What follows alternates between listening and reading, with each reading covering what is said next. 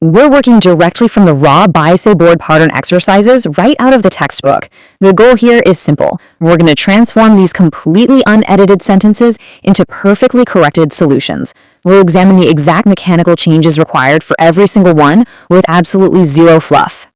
Here's the roadmap for today's masterclass. We're grouping these 8 exercises into 5 high-density modules: quotation marks and capitals, hyphens and ellipses, parentheses, direct to indirect speech, and active and passive voice. Alright, Module 1. We're combining exercises 1 and 6 to tackle quotation marks and capitalization. So, the crucial takeaway here is this. Quotation marks enclose the exact literal speech of a person or the titles of short works. Meanwhile, capitalization anchors the very first word of your sentences and flags specific proper nouns. It's that straightforward. Let's see it in action. Now watch how we apply this rule word by word. First up, "She's been known to sing beautifully" is boxed perfectly in quotes, followed by a comma. Next, the blog title, Easy Recipes, gets capitalized and quoted. Then we enclose Ibrar's exact words about lunch. But pay close attention to the fourth one. "Did you see the talent show?" Notice how only one question mark belongs inside that closing quote. The second one just gets dropped entirely. And finally, we perfectly bracket the teacher's exact quote about the rainbow. See how methodical that is? Moving right along to exercise 6, look at how we systematically apply capitalization. First, we capitalize my and the location SWAT. For the next one, you absolutely have to add an apostrophe in don't and drop a comma before the tag question, do you? Then we add an apostrophe in shouldn't and hit that proper noun Jamil with a capital J. The fourth one is a breeze. Just capitalize the continent, South America. And finally, make sure you capitalize the pronoun I and the specific location, Chongamanga. Okay, moving to Module 2, let's look at how hyphens and ellipses function to efficiently connect and omit words. The rule here is incredibly precise. You use a hyphen to join related compound words or specific numbers ranging from 21 to 99. Conversely, you use 3 little dots, an ellipsis, when you're deliberately leaving text out or when you want to create a dramatic pause. Applying this to exercise 2, we're going point by point.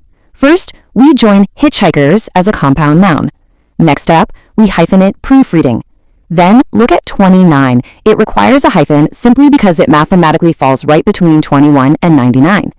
The fourth one, that's a classic trick question. Days in advance actually needs no hyphen because it's not acting as a compound adjective before a noun. And finally, words with the prefix self, like self-confident, are literally always hyphenated, no exceptions. Now for exercise 3, we're using ellipses to brilliantly illustrate omission. We start by chopping down a long list of equipment to just the merry-go-round.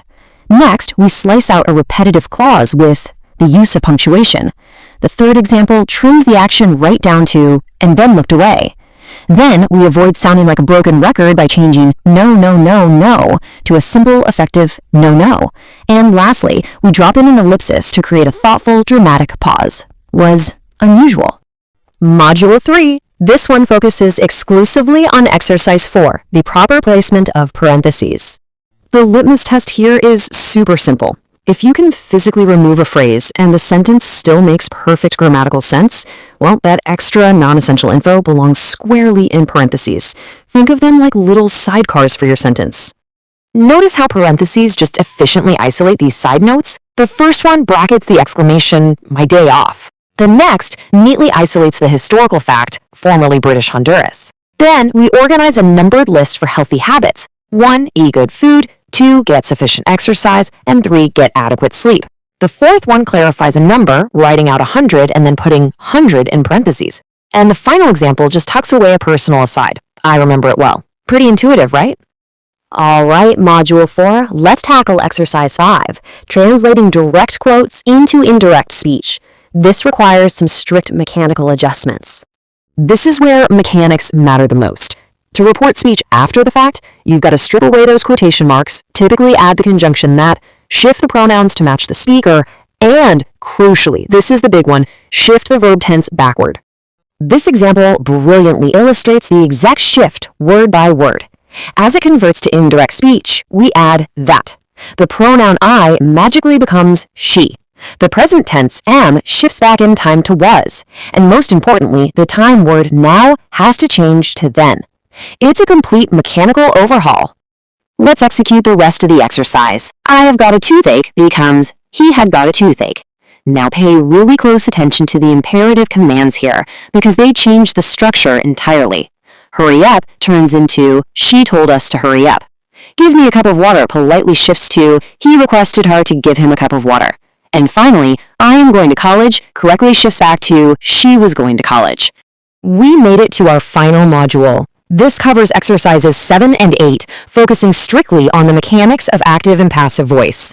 To flip a sentence to the passive voice, you're simply taking the receiver of the action, the object, and moving it right to the front of the line to become the new subject. You then lock it in with a helping verb, the third form of the main verb, the word by, and finally the original subject. In exercise 7, watch those objects move to the front. The teacher praised the boy becomes the boy was praised by the teacher.